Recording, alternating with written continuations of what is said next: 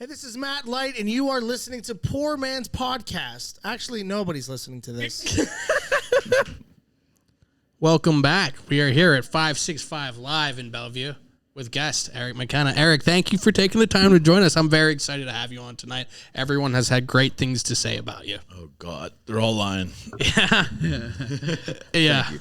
No, the last few weeks I've had, actually it's been the last week. As soon as I put your name on there with the picture and posted it on there, I've had a ton of people, former guests that have come on and like, oh, you're gonna love it. I'm humbled. Thanks, buddy. Yeah, Appreciate absolutely. So for everybody listening, can you give us a little bit background about yourself? You're a podcaster. You just started a radio show in Beaver. I'll let you touch on that. Yeah. Actually, I'll let you give some background, and then I'll ask you. I have a million questions. I'm right. so excited. Okay, man. Yeah, probably the 60-second tour. Lifetime Pittsburgh resident. Grew up in Coriopolis. Somehow made my way back there later in life. My wife and I did.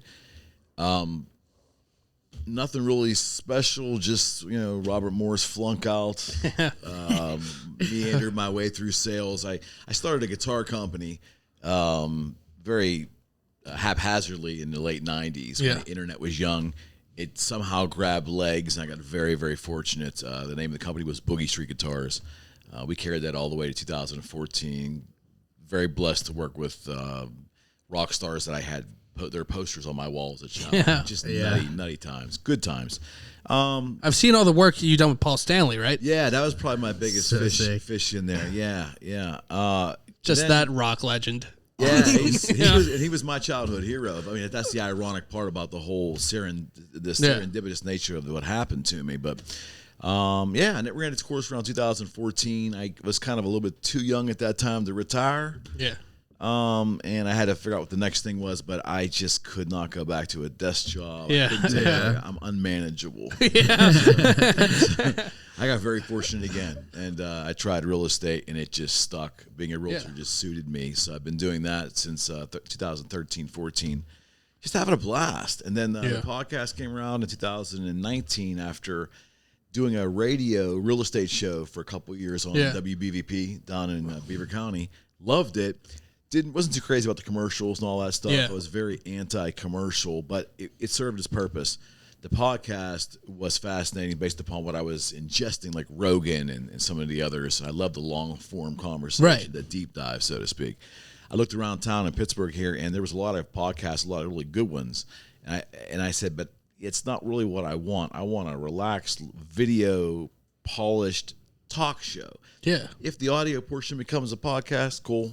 I didn't want to go from a commercial bent. Can I actually self-fund this thing and just do it for myself and see if anyone else cares? I figured we'd do it for a couple of months, and it just kind of, here we are, 3 years later, it's still going. I know just from seeing the pictures and watching some of them, it looks great. The product you put out there, it's I'm just having a lot of fun. Way more fun than I even thought that I was going to. It's kind of enriched, without getting too esoteric. It just really, I met a lot of amazing people through the journey, people that probably were outside of my sphere anyways if I hadn't done the show.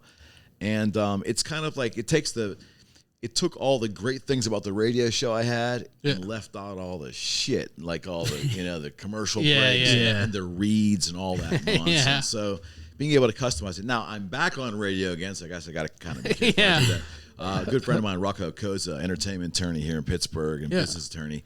We're doing a show called the Entrepreneurial Life. Right. Just talking about not so much once you decide to do it, but the process of leading up, deciding whether or not you should take that road. Should you consider leaving the 9-to-5, leaving an employee environment and taking that leap? And then we're kind of trying to vet out those questions and concerns and kind of bounce that around. So it's added a little more complexity to my life, but I'm looking forward to it. Yeah, that just started this past Saturday, right? Yeah, we had our first show this past Saturday. And how did that go?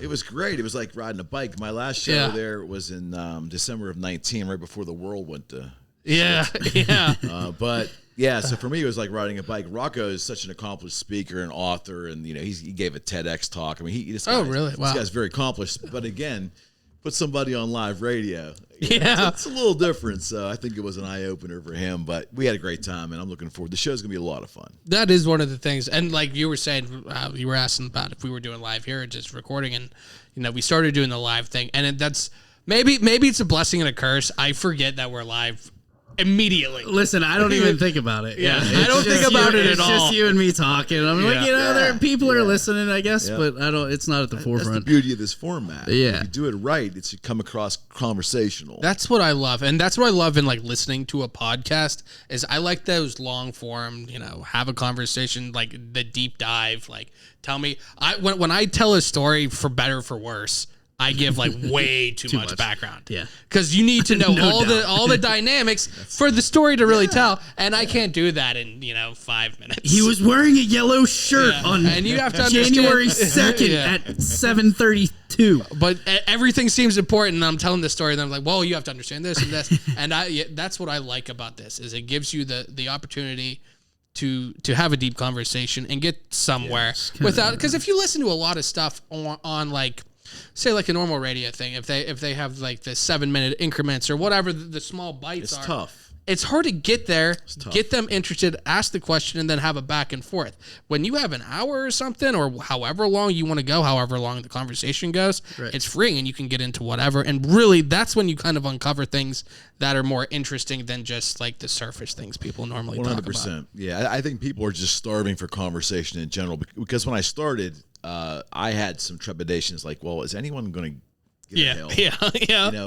For sure. Who's going to be on here? What areas am I going to tackle? The biggest thing was, do people really want to buy into a conversation that long? Yeah. Right. But the reality is, if podcasting, especially Rogan, and I point to him because he was the first to put it on video and get A-listers, and guests, but it did prove that there's a thirst for more than a soundbite. See, we are the anti-soundbite. That's the name. That's the moniker for my show, because I just, we talk in little bits at each other all day long. It's a text message. We're buried into our phones.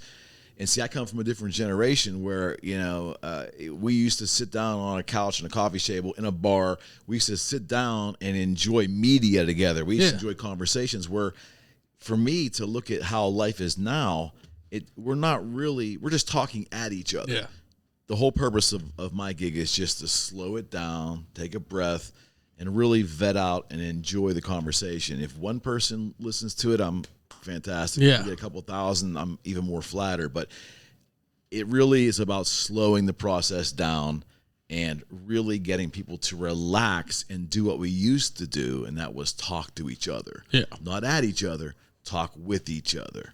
And I think that's the essence of what I'm trying to do with the project. I love that, and that's like I was just saying, that's what I like to listen to, and that's what kind of we would like to do, is to get into that deeper thing. And I think just the way society is going so much is the instant gratification, the TikTok thing of what can you get for me in 15 seconds? What can you get for me in a minute? Oh, yeah. And there's just no substance to it for me. And like, I get the people that are into it, but for me, for what I do, I don't feel like there's any substance to that. So that's why I like doing that. There's a place for it. If you can do that, then good for you, man. Oh, yeah. I feel like that's not the place for me as much. There's a place for everything. Yeah, for sure. Everything has a niche. It's just that I think this is proof that, I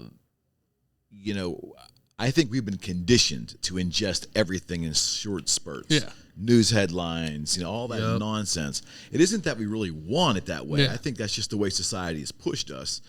And like I said, I'm just trying to break the norm and get down, and even I speak faster than I should. I should also heed my own lesson here, in that I should slow myself even down more than I do. But the idea really is to have that comfortable conversation. At times can be uncomfortable, but through all of that, there's a beauty. Yeah. And I'm astounded at the amount of people that come into the show, how long they stay. It's really puzzling, flattering, humbling, and really at times odd. Yeah. Because I don't have an explanation of what's going on out there that's causing this. Yeah. But I love it. I love that more people are ingesting deeper, longer, relaxed conversations. That's always a compliment, like for us, especially for me, when we have somebody on and they're like, yeah, no, definitely we'll stay on for another 10 minutes, or let's keep talking. Oh, we didn't even realize we were talking for an hour, or whatever. 100%. Stuff like that. If you're like, do it right. And yeah. It's got to be an honest exchange, and authenticity is big for me. And I don't think a person can be your guest if they don't have enough time to really, truly be themselves in a relaxed fashion. Yeah. And the only way you do that is through conversation. I've done plenty of guest spots on radio and things like that. And we got 3 minutes, we got 5 minutes, we got 7 minutes. You really can't get it puts so much pressure on that, and I feel it's just rushed. I'm back on radio, but we structured the show there where we're getting blocks of 12 minutes and 22 minutes. So we had these long blocks. Yeah. We pushed all the commercials that were required into other blocks so they weren't so sporadic. Yeah. Because you just can't do it effectively if you cannot engage that audience. Yeah.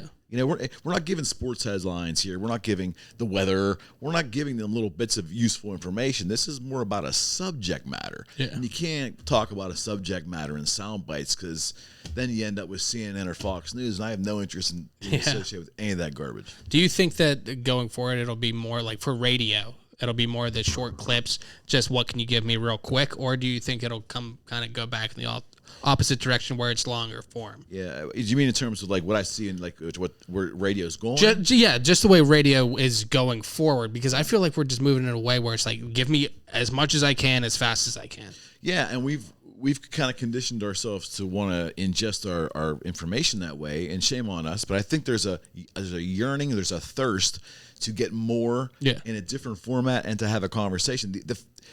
The sad part about this, and this is a comedy podcast, right? I'm probably the least funny person you're ever fucking going to have on this show. Oh, we say it's a comedy podcast. Yeah, but honestly, we make jokes. I want to just talk to people. Yeah, absolutely. Well, ultimately, the sad part commentary, or the sad commentary of why this is successful is this is proving that the public is thirsting so badly for real conversation that they're willing to go listen to other people have conversations and eavesdrop in on their conversations because they're either they don't know how to do that themselves, or they are uncomfortable doing it themselves, or I don't know, maybe they're too lazy to do it. Maybe the devices has conditioned us. I don't know what the thing is, but if you really look at it, it's a little dystopian. It's a little sad. Think about the fact that we have to go watch other people have conversations. There's a thing where kids are opening presents on YouTube. I know. Or something like that. I'm aware. And I just, the old guy in the room just learned about it. I learned about it from a buddy of mine. I have a 5 and a 6-year. Well, there you go. So I learned the hard way. I had to be told this 7 times before I really could understand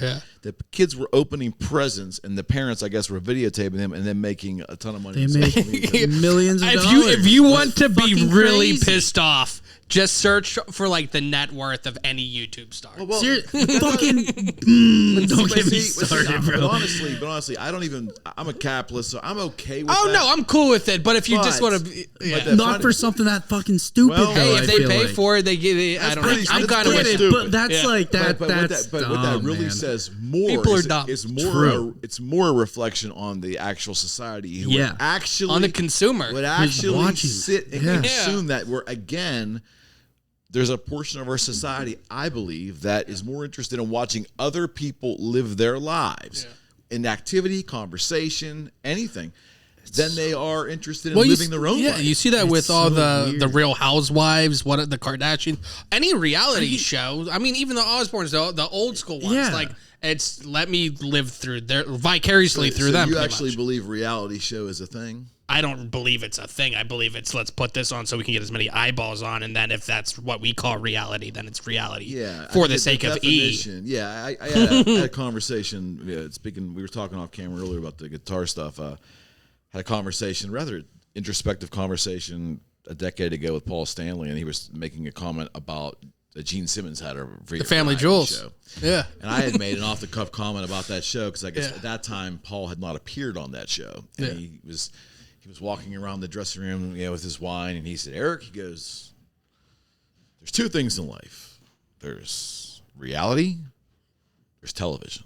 Yeah, there's reality, and there's television. Don't mix the 2." Yeah. Now then, a month later, he appears on the show. He was cool with it then. But I mean, his whole commentary was that all of it 100% was scripted. Maybe it was scripted, and maybe there was some off the cuff stuff that came out that they kept on. Yeah. But every plot line, every storyline, everything was, and there was multi takes. It was like a process show. The thing that throws me off with, like you were saying, with reality, and I use that term, loosely, is like I love MasterChef, even stuff like that. You see like the surprise in their home.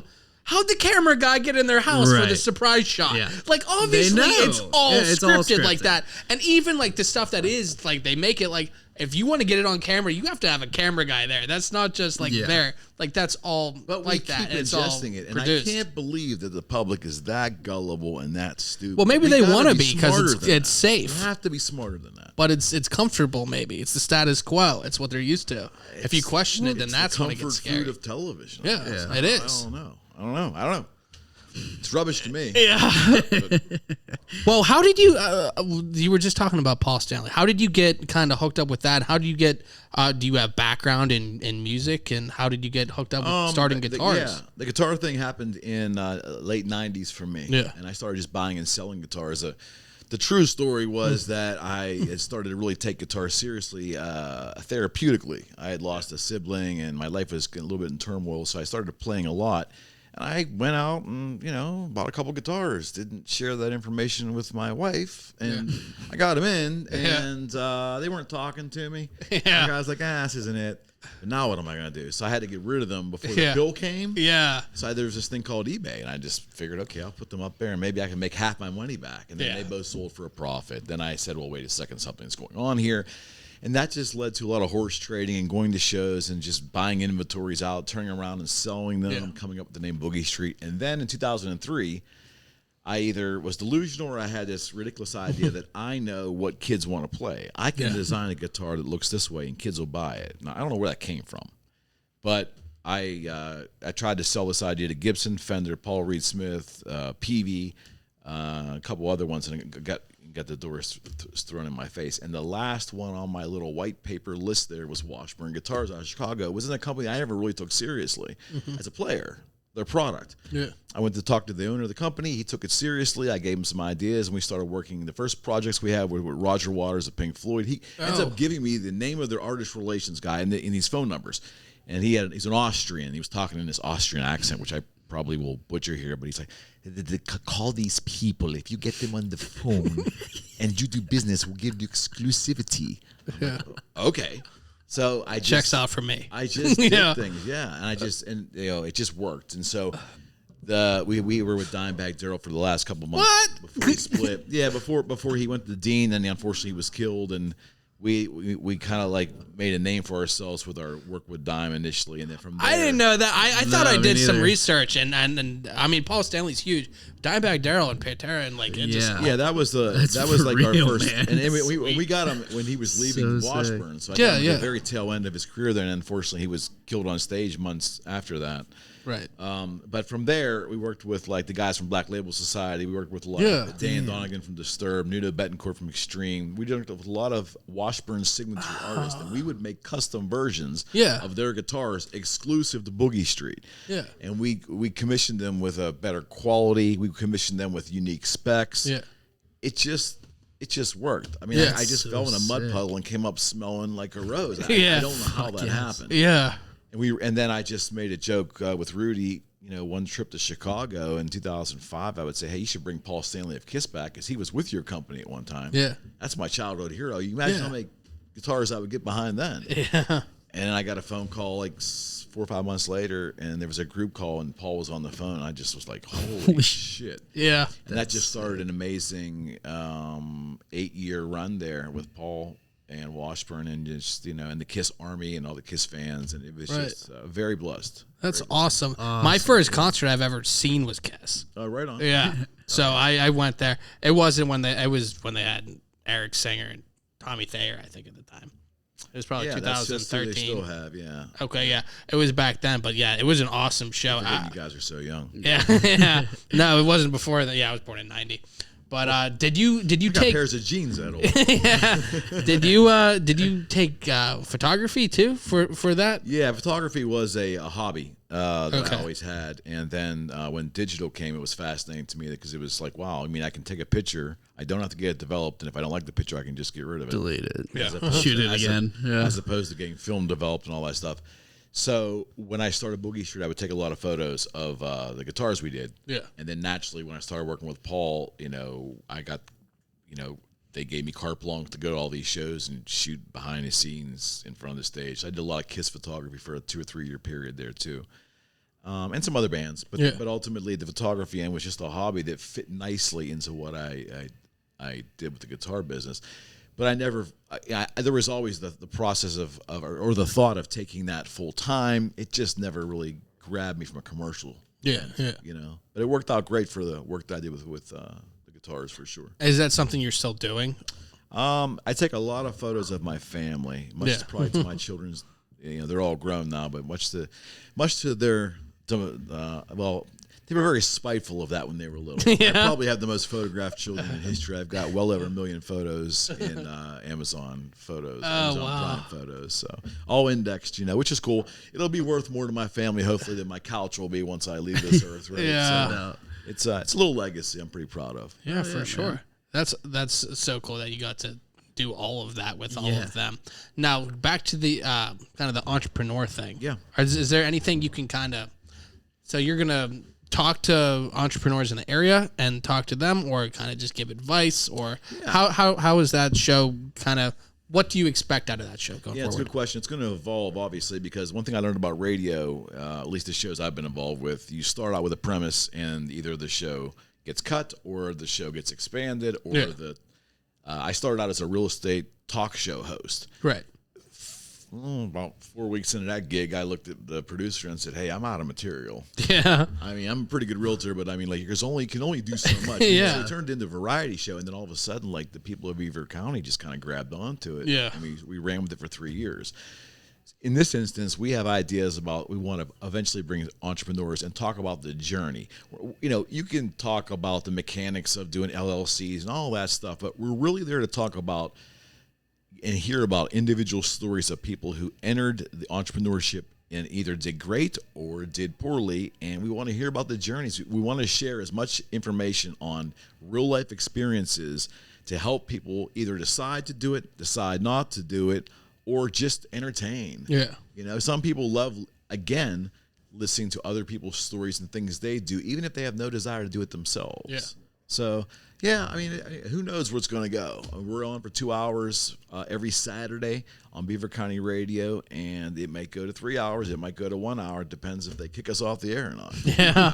I don't know. But for right now, I'm pretty excited about it. It's going to be able to again, have great conversations in a little limited format, of course, but talk to entrepreneurs and talk to people who the movers and shakers in Pittsburgh who have really done some really amazing thing, and basically it all comes out of the ideas in their head, right? Are there any creativity? Yeah, are there any like traits that you see in successful entrepreneurs that you see in almost all of them? Is there something that like anybody listening could do that you think would be simple enough that, you know, they could factor into their everyday life? Yeah, I mean the broad concept would be discipline. Yeah. If you're a fucking undisciplined person working for Bob, and you go work for yourself, you're not going to make it. Yeah. You know, unless you can learn how to change, because if you're undisciplined as a human being, which most of us have a little bit of that. Yeah. But if you're an undisciplined employee, odds are likely entrepreneurship might not be the right decision for you unless you make some wholesale changes in your life. Yeah.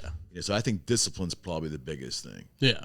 That's just from us doing the show. I realized like certain things, like just, you know, every week putting something out there, and just I feel like just on a small scale, and I'm sure it works on a bigger scale, just doing something. Like there's so many people that talk about doing things or critique things or say they should do it this way, but they don't actually do anything themselves. Yeah. And I think just the physical act of actually doing something, putting pen to paper, doing like actually physically doing something is just leaps and bounds ahead of what a lot of other people do. Just talking about it. I think half of it, definitely half of it, is actually having the guts to do it. Yeah. Taking that idea and actually taking the first step and actually doing it.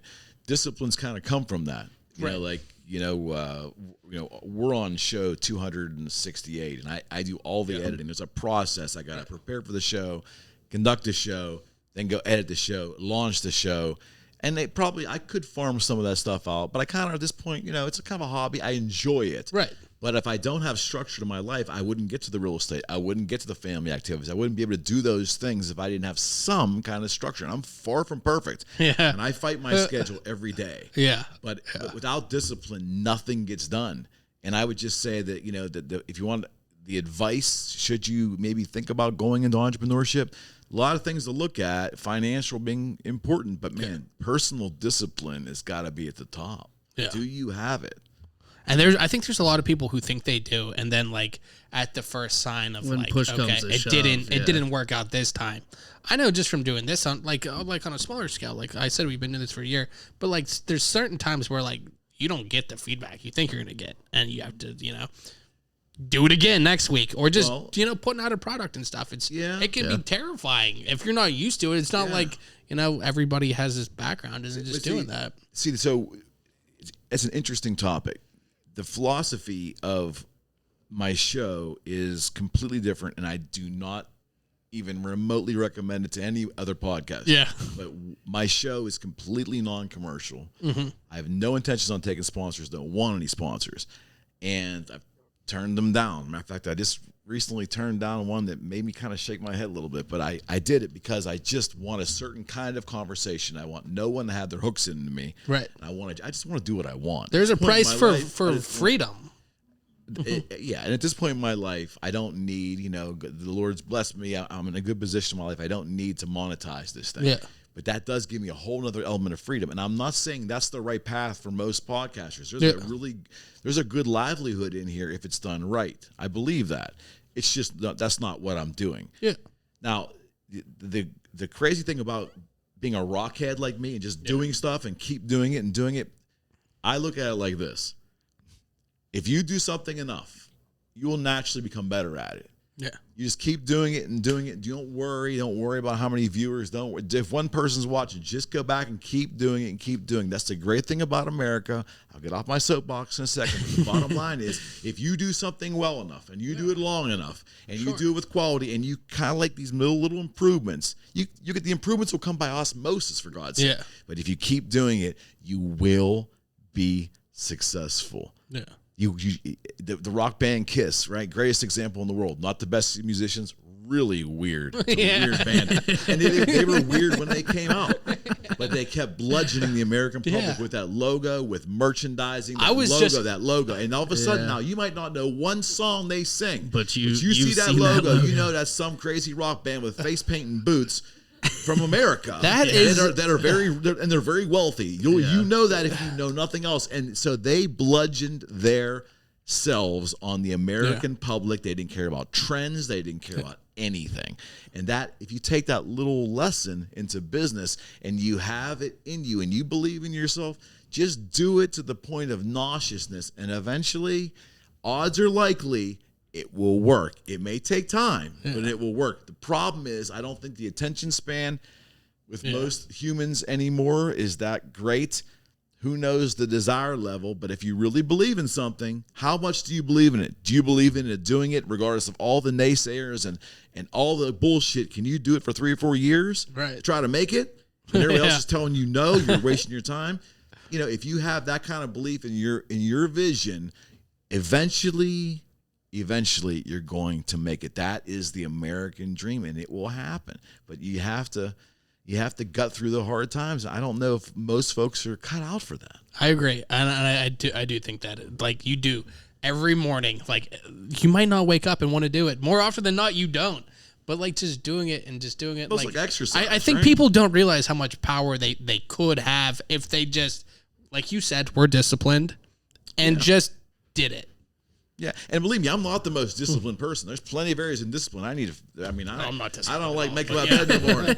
I don't like getting up at a certain time every day. But I'm disciplined on Mondays. Yeah, we all are. Or at the start of the new year, we're very disciplined for the first week there. Yeah. But I mean, like, just exercise in general. It's an important thing. I mean, we know it's an important thing, yet we still would rather lay on the couch and eat Fritos and watch Netflix. Well, yeah, that's one of those things. Like, for ages, you always hear diet and exercise and just, do that. But it's not sexy. So people want, like, okay, give me the chocolate diet where I eat chocolate for a week and lose 10 pounds. What fascinates me, though? It fascinates me. You take a guy like David Goggins, right? If you're familiar with David Goggins. David Goggins is like an ultra-marathoner, a Navy SEAL. Okay. He's huge on social media now.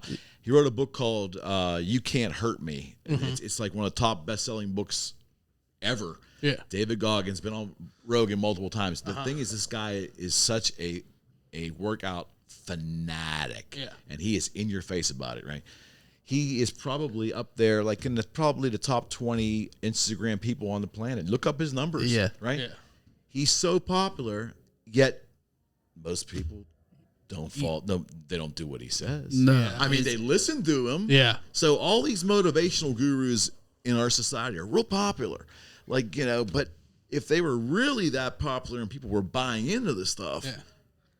Our society would look a lot different. Well, I think a lot of nobody does. Right? I think a lot of people think that they're one way, but it's not the real reality. Like, what do you mean? Like, okay, like maybe I think that I do put in all the effort that I do, but am I really at the end of the day like it's like you convince yourself that you're doing all these things, but you're not. And like you make excuses, and it's like okay, you see a lot of people who like. I would agree with Chris though. I feel like there's a ton of people that do that. Is enough for me. Like I did this, but I have this. Mental illness, but you know what? But that's okay. And I'm not bashing mental illness. It is a real thing. No, absolutely. But don't let it define you. And don't use there's it a lot as of people excuse. that do, and don't let it throw you down and like it's not over. It's part of it, but it's not that. And I think people can overcome so much. And just I think people like to make excuses and say, well, I could have done this except for that, but I think it's a fear of success maybe or whatever. We turned it into an art form. It's so easy to give up. America as an art form. I mean, it's an art form. There's more excuses than there are reasons to actually do something. Do you want it, or do you want to say you want it so people think you want it? I feel like there's so many excuses that you give one to one person, and they're like, "Oh yeah, I get that."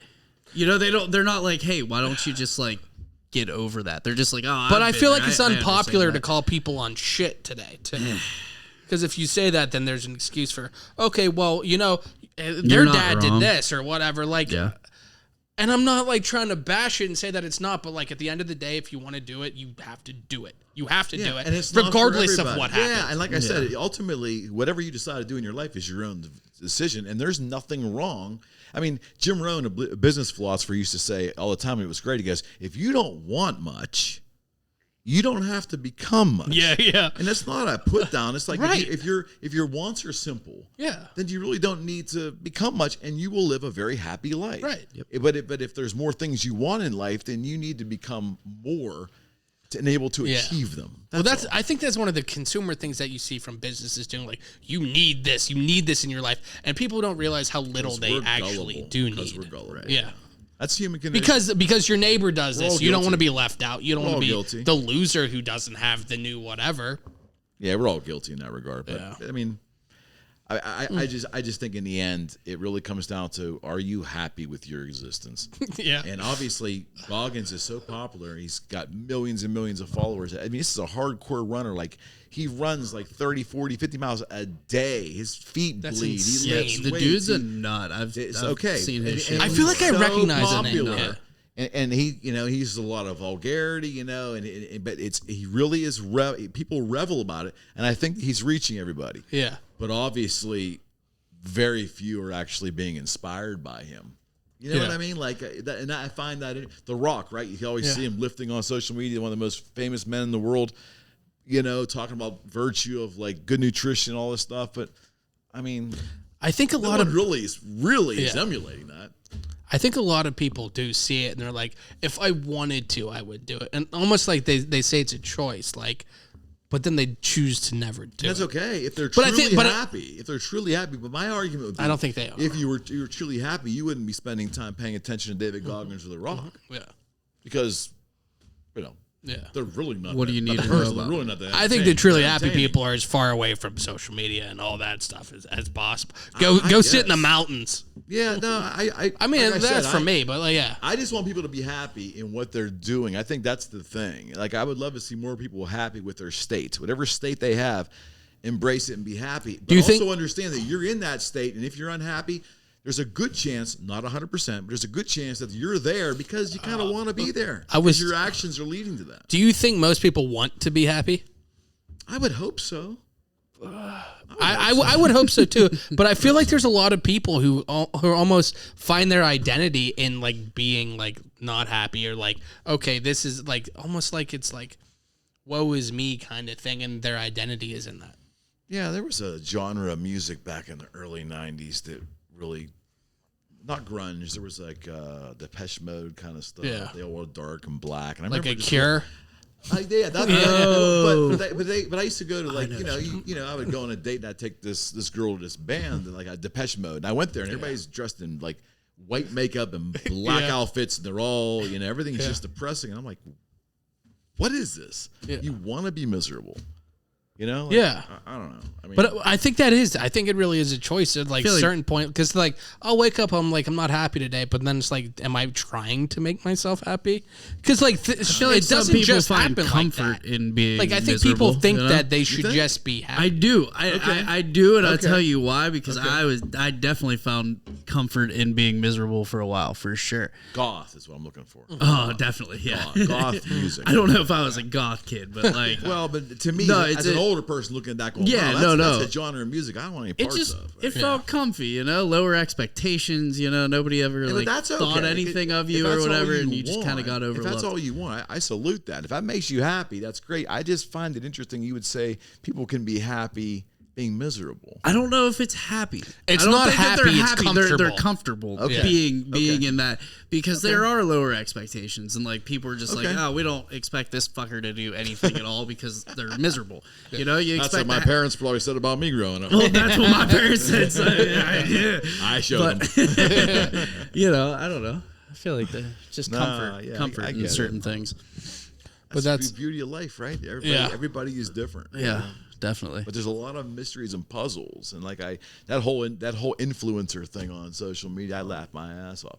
It's true. Some kid can become a real estate agent and do some kind of social media campaign and then sell like 100 houses in a week. Yeah. Could happen.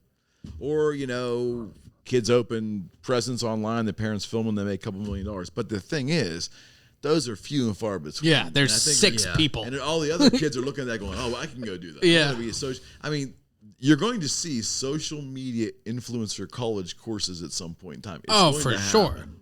It's going to happen. Absurd. Yeah. I'm not saying it's a good thing. I'm just There might be an entire technical college on it or whatever. I'm not kidding. Like the UC Like, cosmetology, like and stuff, art why institute wouldn't you of- have that? Yeah. If they can It's sell social it, media- why wouldn't they? And people hear will ya. sell it because they'll be sold on the hope that I'll be viral and you're I'll right. go, if I do this course and I'll do whatever, and it's the same whatever. no. Social media to me is fascinating. It's a fascinating, So much of it's an illusion, but it's also a great marketing tool if done right. Oh yeah, some of the things you see would just like I think it was the social network. Some of just the mental things. It's just creepy almost. The hold that they can have on your mental state. Well, yeah, I The way think they it's set it up. designed. It's Oh, yeah. designed in a way to manipulate the way your brain works. Yeah. And Yeah. I think at some point I read that the people who kind of put the swiping Instagram algorithm together, their background was working with slot machines and understanding how the human reacts to a slot machine to keep you addicted to that. Yeah, that with same addiction, firm was you're right, involved yeah. with the whole swiping thing. So that's a little deep. Yeah, so some of Too that deep stuff. for me. Yeah, well, yeah, it's one of those things like I don't want to look into, but it's also interesting. Yeah, it's Because Yeah, and that's the point of podcasting, right? I think I'm going to do a deep dive on that next week.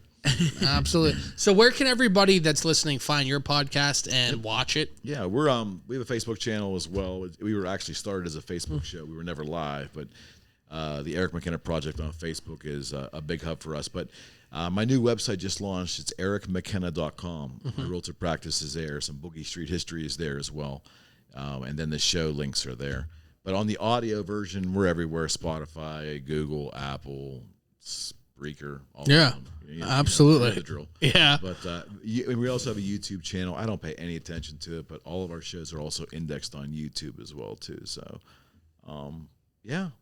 Yeah, absolutely. Everybody definitely check through all that. please. And we definitely, I mean, we're not done yet. I have a couple other questions. Here we go. The most important of which, question, the most important of The which, famous and question. it's important, and I'll tell you in a second why. Sure. We're gonna ask you about your least favorite movie character, and the reason why it's extra important is because next week is our 1 year. It's our right 1 year. Right on.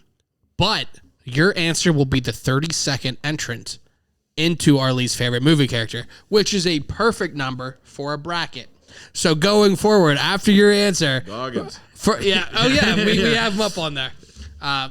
So for the rest of April, we're gonna have it up on Instagram and Facebook or whatever. You'll be able to vote on least favorite movie characters. But we're interested, Eric, to hear what you have to say for your least favorite movie character. You want it right now? Yeah.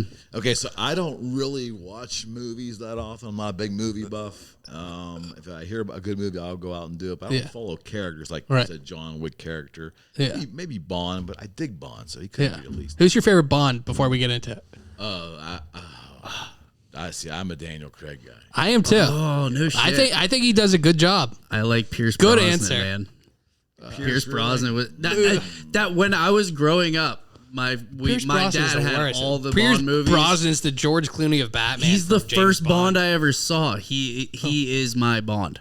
Yeah, he is my Bond. The right age. I grew up. By the time I grew up, it No. was the 70s. I had Roger Moore had pretty much just grabbed it at that point off of Sean Connery. Yeah. I think there was one guy, that came in. I think there's an obscure guy. I can't remember. No, there is. He's another blonde guy. Somebody. Or I think he had like a movie or like or maybe who was the guy who did the TV show Remington Steele? He did it for a while. I don't know. Not Pierce Brosnan. What was his name? He was pretty weak.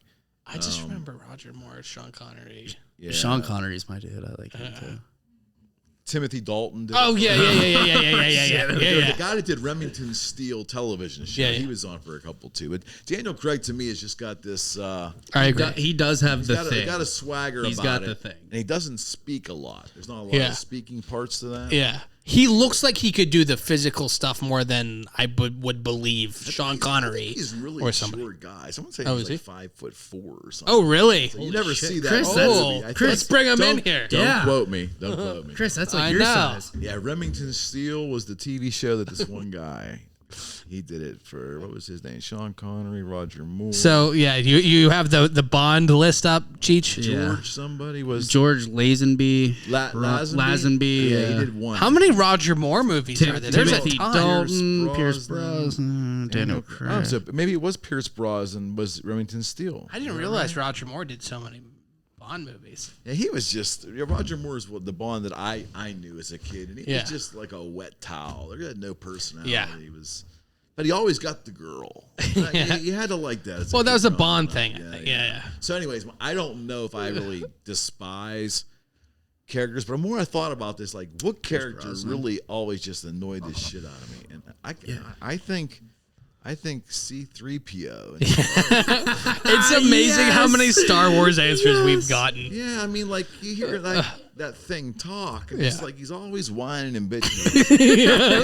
and a little R2's got no hands to smack him. Like he can smack him or nothing. He's just always bitching and moaning. What an answer! I love that. He's afraid of everything. Yeah, he is. He's a little pussy, man. How did he make it through all those movies and survive? And he was afraid of everything. He reminds me of the Scarecrow from The Wizard of Oz in Star Wars. Yeah, that's a pretty good comparison. Yeah. But the Scarecrow, at least, he had a little panache to him. I don't know. The Scarecrow was kind of like that was kind of bad. You know who the real villain in The Wizard of Oz is the title character is the Wizard of Oz because he's a liar the whole time. First off, he tells them to go get the wicked witch's broom so he can tell to give him a brain and a heart and the nerve and all that shit. So he tells them that, and then he says, "Go kill the wicked witch," which is like pretty much an impossible task, according to him. He thinks he's like, all right, I don't have to worry about these four because they're going to for sure die from the Wicked Witch and the Flying Monkeys. To his surprise, they beat the Wicked Witch with the water, and all the Flying Monkeys were like, for sure, she sucked, man. Here you go. And then they come back. And then he's like, oh, shit, you're alive. I don't have any of that. Here's a diploma and a watch heart and a pennant, and hopefully you He's a liar the whole time. Shit. How long is that been? How long have I been talking right now, Cheech? I didn't know that you felt this passionately. I hate him. He's a been liar. Close for a while, and this has never come up. This is a new. Oh my god! But like, watch it again and see that, and they go like Dorothy's whole hope to to coming back. Her whole world's been turned upside down. She just killed a witch, and she thinks some other witch is coming at her, and all this is going on. You're telling me to reel it in? I'm trying to reel you back in. I thought man. the whole thing wasn't the whole thing a dream? It was. Then why are we even I'm glad you brought it up. It wasn't even real. But before the dream, the wizard was there because he was in the carriage with the crystal ball where he was a con artist. Watch it again. He has Dorothy come in. While she closes her eyes, he reaches in her basket, pulls out a picture of Annie M, says, "Oh, shouldn't you be going back?" She goes back, gets her head bludgeoned, passes out, and then has this dream. The Wizard of Oz and whoever the guy is, he's the real enemy. Thank you.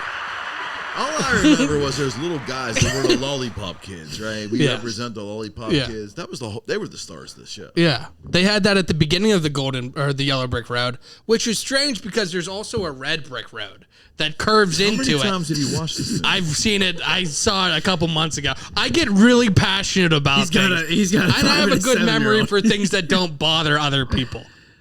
There's like 7 things that bother me about that. Right, very So if you know movies that well, can you explain to me The Matrix? I don't know The Matrix very well. I don't know there. Donnie Darko. If anyone's watched that, I've made an parallel effort. universes or parallel realities is not your cup of tea. But the thing with that, it's like, well, you should have read this like side thing that nobody really knows about, so you understand why Frank the Rabbit's there. Like, I have no idea. Why do I have to know about the mailbox and like the director's cut? Yeah. Just make the movie make sense. I heard that, man. Yeah.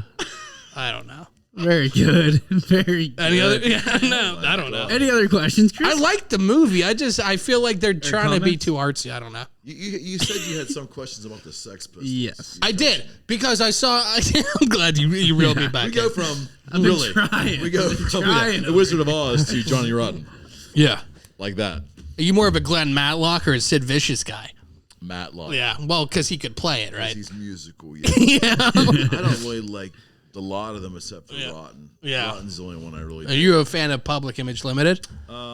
Some. Yeah. Some of it. Yeah, I lived that era, and I really, at that time, didn't no idea what half that shit was. But once in a while, there was a nugget in there. Yeah. And as I got older, that eclectic stuff kind of grew on me. Yeah, that was one thing. If you ever will see Eric's studio, the Boogie Street and all this stuff in his podcast there, he has some Johnny Rotten pictures and some Sex Pistols stuff. And I'm a big fan of the Sex Pistols. I always love, that their album. Yeah. Hey, they nailed it. Yeah.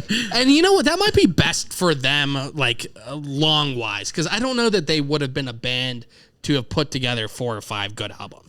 The great thing about that band is, to me, is what most people miss, I think, and that is that if you listen to that record, there is nothing. Now the image is different, but if you listen to the record, there's nothing "quote unquote" punk about that. That is a bludgeoning hard rock / metal record with a very unusual vocalist. Yeah, but there's nothing punk. I was. It's funny. It's polished. It's very well produced. It is, and the way you were saying that, I was just watching something a couple days ago, and Johnny Rotten was saying how it's not like like the Ramones or someone with a beat, like a tempo that's super fast. They're like slower, but it's just so much passion and like a lot of intensity. A lot of anger. Intensity. Yeah. And like I said, they only had one record in them. They were done. There was nothing could come after that. And Rotten took a different path. Yeah. The little new age kind of alt, whatever that stuff was. Right. But which is weird. But yeah, that one they needed. I find it fascinating that they're one of the few bands that have one record that is in that ridiculous thing in Cleveland, the Rock and Roll Hall of Fame. Yeah. I don't know what that means, but they're actually they tried to induct them, but he wrote a DC. No, I've seen. Yeah, Rotten wrote a letter and basically told them to go fuck off. I don't know what's the Rock and Roll Hall of Fame. Is it just a music Hall of Fame? Well, they should just call it that, right? I don't know how something that started out as a rebellious form of expression for teenagers. Yeah. Which was the idea was supposed to be anti-establishment. All of a sudden became now an establishment thing where bands of that era fight amongst each other and there's wars because they can't get in. Yeah. It's like it's taken the whole purpose of rock and roll and kind of thrown it away. Yeah. I don't know. That's just me. No, I agree. All my bands are old and practically dead now, so yeah. my bands from my era are on their last legs.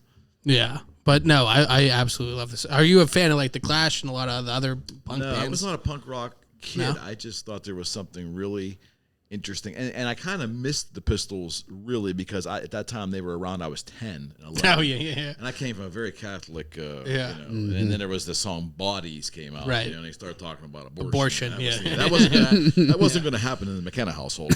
But as Pretty time, vacant. as time, There's as time went on, I just like the way that Rotten lives his life in a very unvarnished way, and he just speaks the truth all the time and doesn't care about offending people, which most of us could never live that way. Yeah. You know, we just couldn't do that.